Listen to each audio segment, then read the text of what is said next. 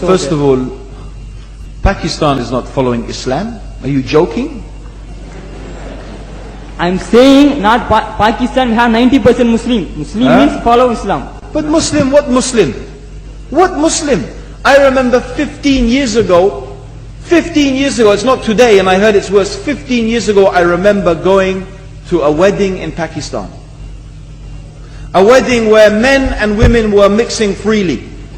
Where the bride was dancing on the stage with all the male members of the family dancing on the stage.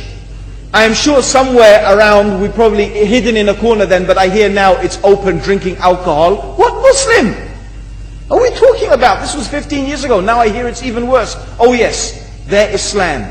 When the bride and the groom are walking to the car, they're holding the Quran over their head for blessing. That Islam? That's not Islam. What Islam is that? That's exactly the thing I'm talking about. That's why Muslims are in such a mess. Because of this nonsense, this hypocrisy, actually they are insulting the Quran by doing that. Amongst all of this haram, they think that the Quran, holding it over their head, is going to bless them because they're holding it. What is that? Where did they get this from? So, I don't know what we're talking about. In fact, this is the problem. You see, the Muslim world itself is so far from Islam. So many you find here in India. Well, I know it's not a Muslim country, but there are lots of Muslims here. But I don't know what sort of Muslim. Most of them go to the dargah and they call upon some dead person in the grave, and they think that by talking to a dead person, they're going to have their needs fulfilled.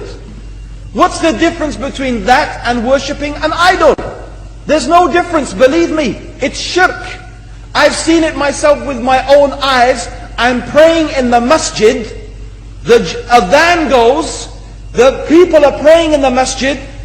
And the people in the dargah are not coming to the mosque to pray.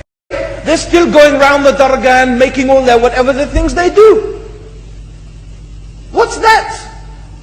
That's not Islam. You go to many countries. You find Pakistan, you want to see Islam in Pakistan. You know, in England, in every street corner we have a pub. You know what's a pub? You know what's a pub? Like a bar, you know, a place where you sit and drink alcohol. Yeah? Yes? In Pakistan, believe me, they have something worse than that. Yes, worse. On every street they have a picture of a palm.